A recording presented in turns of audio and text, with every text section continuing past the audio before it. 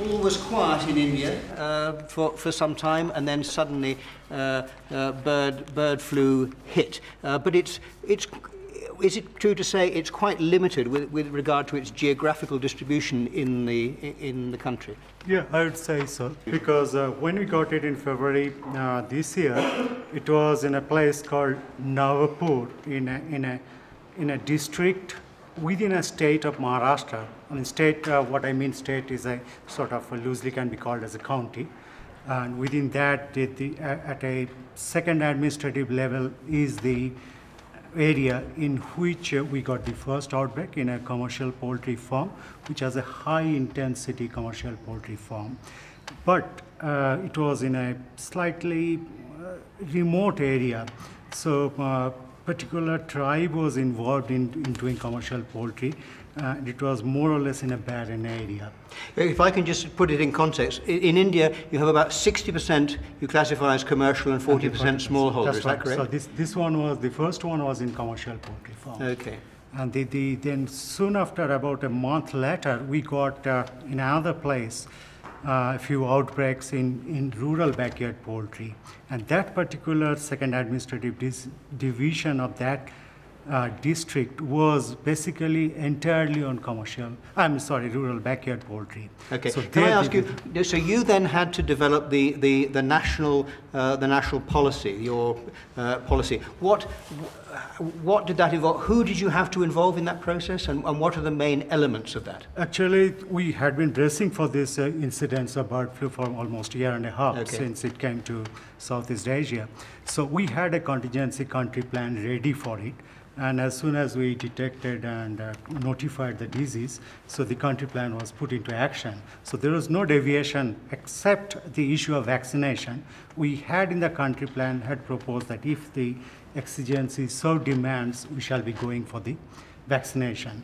But while carrying out the operation in the Navapur, we went for the depopulation. So you've not vaccinated at all in India? Not at all. Not till today we have not vaccinated poultry. Why is that?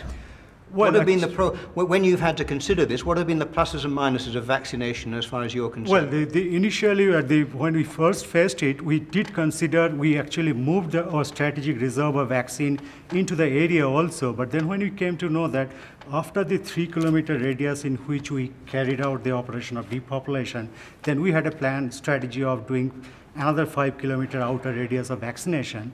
Then we saw the number of birds, like I told you, that commercial intensive area was restricted within 2-kilometer zone, and the rest 8 to 10-kilometer zone were absolutely barren. No human habitation and mostly forest and barren land. So you were lucky with the area in which So we thought the carrying out of the vaccination with a very limited number of birds, the surveillance and will be logistically more difficult than actually to go out for depopulation of the entire 10-kilometer area. So that was the first.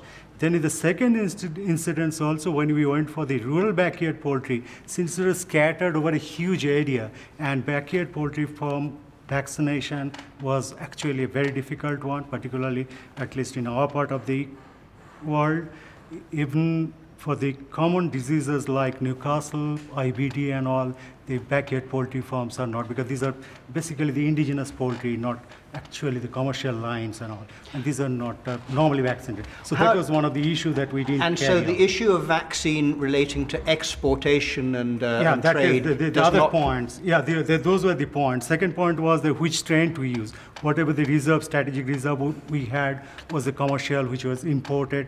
Basically, I believe a Mexican strain prototype, which is used all over the world earlier also. But how relevant that strain to the present outbreak, it was not known then. So that was an issue. The issue of also, we are more worried that if we resort to vaccination, the country freedom pathway will get more complicated for the purpose of surveillance. Is that important to you? That is important because we do export, not to the extent that many other Southeast Asian countries, but we have a substantially good market for export, particularly the eggs and all. Okay, so it was an important issue. Let me ask you now, this business, so you're slaughtering, there are 2 points. One is you had to learn this business I said before about one size not fitting all. You had to modify your procedures, and clearly gassing very difficult for some of the situations. That's right. Actually, when we brought up this operation of depopulation, several things, because we had a contingency plan prepared with all our naivety of not knowing how to go about it, because we have not experienced, but whatever the other people experienced, borrowing that, we had done it. But several new things we learned there. One is that the depopulation with a huge number of birds, nearly even 1 million birds in a small area, it's a huge operation, because the poultry farming in developing countries are not always in which you can enclose the entire thing and then gas it, and the poultry and the birds will be dying in a few minutes or so. So you had to go to a decapitation process. So we had to go to a decapitation, which is a very much labor intensive. Yes. Even the veterinarians who were involved in operation, they were also not always trained to do the decapacitation. They knew all other tricks of veterinary science, but perhaps this was something which they were not fully equipped to such a large scale. Can I also now ask you about the compensation? How do you cope with that? The issue of compensating farmers whose poultry has been slaughtered. Actually, we had no problem, because, like I told, that our country plan was ready. That we had announced that if we have to go about it, if we depopulate an area, we shall go. We have paid the compensation within a couple of hours of actually destroying those birds there. So that was not the compensation for the birds that were destroyed was not the problem. We had encountered a different problem. I don't know what other countries experience. Two things. One is that the poultry farming business that slumped due to the panic in the human population, that they stopped consuming poultry in India. As a result, poultry farmers all over the country, and let me tell you that the percentage of animals that we have culled and that were died due to infection is 0.3% of the entire country's population. But it so happened that the entire country's poultry farmers, they suffered because people just stopped consumption. So there was no way of compensating them. That was one issue. The other issue, even in those areas where the infection was continuing in those farms, the farmers have stocked a huge stock of poultry feed. Yes. Which they normally do it. They collect this maize and other cereals at the time when the agricultural crop is coming, and they store it for maintaining around the year. But we had no mechanism of when we destroyed them, we didn't have kept any provision for compensating. And that cost of those were many times more than the number of birds that its compensation. One other thing that you told me, which might be of interest to other countries and might have other implications, and that is farmers, knowing that the market had gone down, knowing that they were going to have trouble with their product, stopped feeding their poultry. Yeah, that's right. So one is how to react, and I think the government had to intervene in some cases. That actually, but two is, do you then get into animal welfare issues? I mean, you've got all sorts of this time of media alert. Okay, two questions. Yes, that added another dimension to our disease surveillance mechanism, because of the slump in the market. I mean, the common economics of the farmer. If he is continue to feed, then at the end of when the bird is matured, he is not getting even 1/10 of its price that he has spent on the feeding itself. So wisely, they just stopped feeding, and that they had no option but to let it either slowly die. That in what turn, did you do? Well, actually, because the mortality was there, so each and every case we had to do a laboratory investigation to rule out first bird flu.